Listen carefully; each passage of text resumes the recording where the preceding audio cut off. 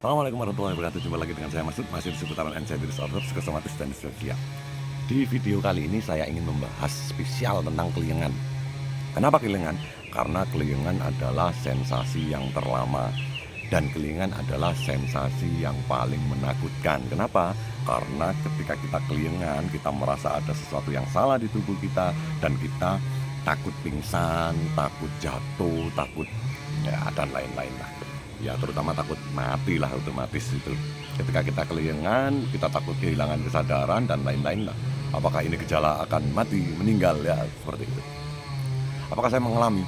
Lama saya mengalami itu. Dan itu saya gariskan, saya garis merah bahwasanya kelingan itu adalah sensasi terlama yang saya alami.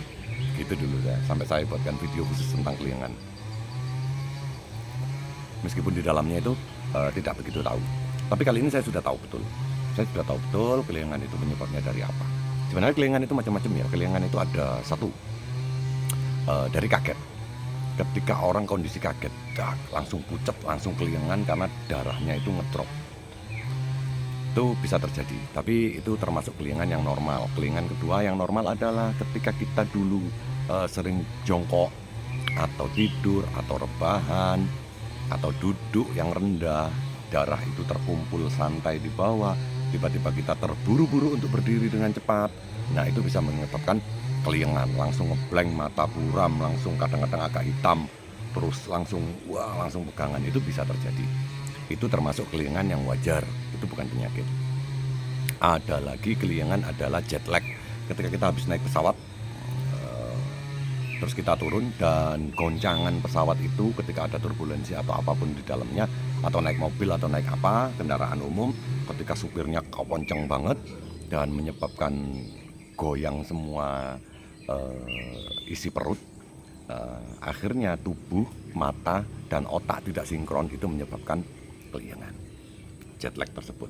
Ada lagi ya banyak yang kelingan-kelingan normal yang seperti itu dikasih antimo selesai.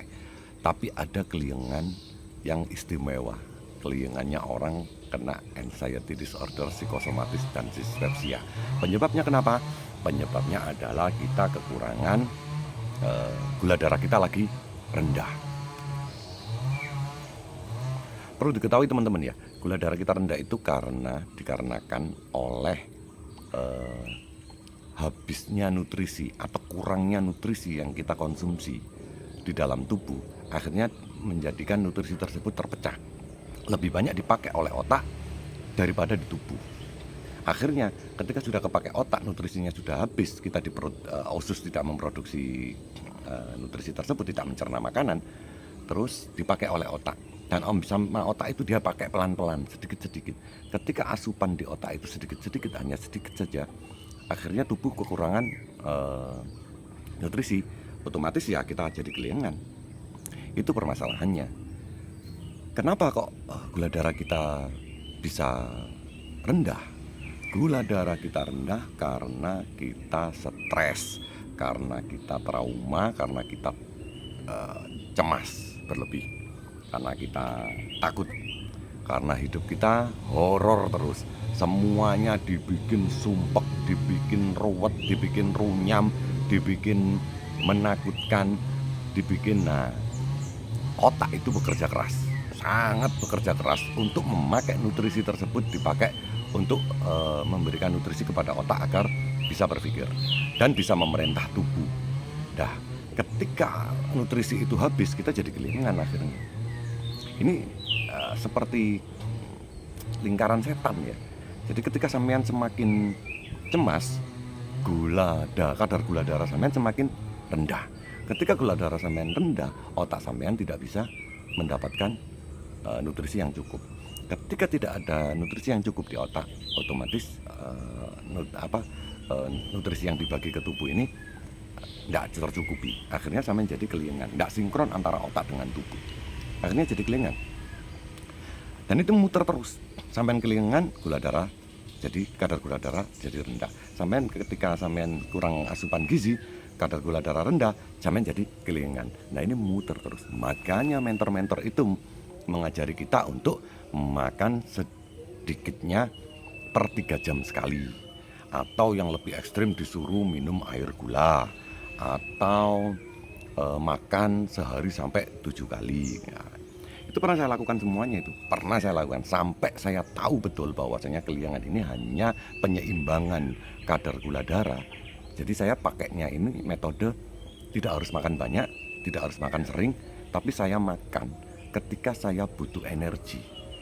Jadi saya tahu betul ada gejalanya sedikit ketika kita asam lambung sudah kerucuk gitu, saya kasih makanan, saya kasih nutrisinya yang mengandung gula, otomatis itu dari nasi kita makan pakai telur atau pakai sayur, pakai lauk pauk, tempe atau apapun itu kita makan yang nggak pantangan ya, terus jadi nutrisi diserap oleh otak dan otak stabil, badan juga stabil, keliangan tidak jadi.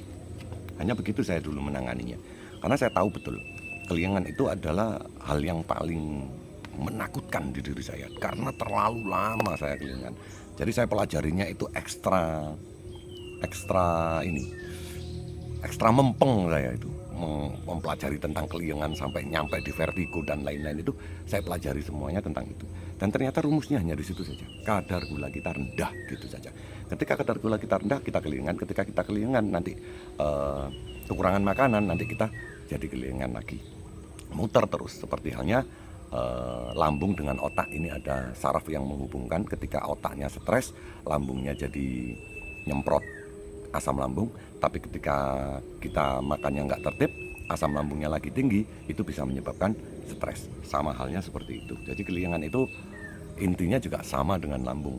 Jadi kita harus menjaga nutrisi yang kita makan, yang kita masukkan ke dalam tubuh agar bisa diolah dengan baik dan benar, bisa didistribusikan dengan seimbang antara otak dengan tubuh.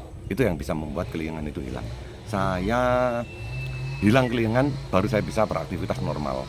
Jadi saya butuh 1 tahun lebih untuk menangani keliangan saya tersebut.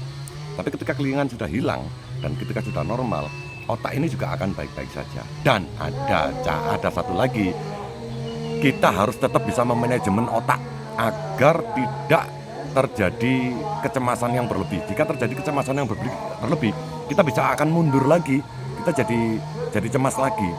Ketika kita ada traumanya, kita pengidap anxiety disorder psikosomatis dan dispepsia, itu bisa mengakibatkan kita jadi mundur.